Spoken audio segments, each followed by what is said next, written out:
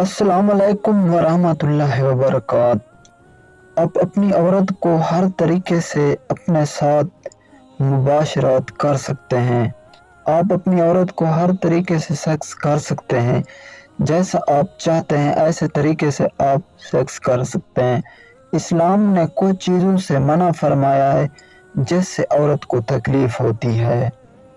آپ کی عورت ہے، آپ ایسا برا بیہیو نہیں کریں جس سے اس کو تکلیف ہوتی ہو۔ اس سے سختی سے اللہ اور اس کے رسول نے منع فرمایا ہے۔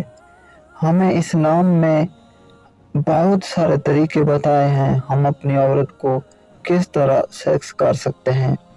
آپ ہر لحاظ سے الٹا لٹا کر، سیدھا سلا کر، ٹانگیں اوپر کر کے بھی آپ سیکس کر سکتے ہیں۔ ہمیں پہلے عورت کو گرم کرنا چاہیے تاکہ وہ گرم ہو، اس سے آپ کو بھی مزہ ملے گا اور آپ کی بیوی کو بھی مزہ ملے گا۔ اس سے آپ لوگوں کو زیادہ مزہ آئے گا۔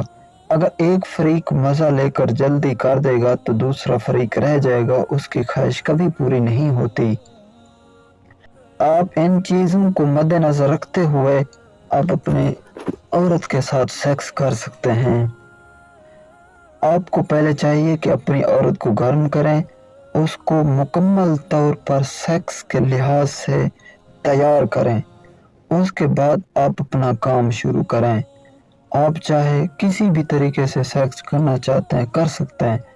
اسلام نے آپ لوگوں کو اپنی بیوی کے ساتھ کپڑے اتار کر پورا ننگا ہو کر بھی سونے کی اجازت دی ہے۔ آپ ایسے طریقے سے بھی سیکس کر سکتے ہیں۔ ایسا نہیں کہ آپ اپنی عورت کو اور رنڈیوں کی طرح بیہیو کریں، ایسا بالکل نہیں کرنا چاہیے۔ اللہ اور اس کے رسول کے مطابق ہمیں رہنے اور جینے کا عمل کرنے کا سلیقہ عطا فرمائے، آمین ثم آمین۔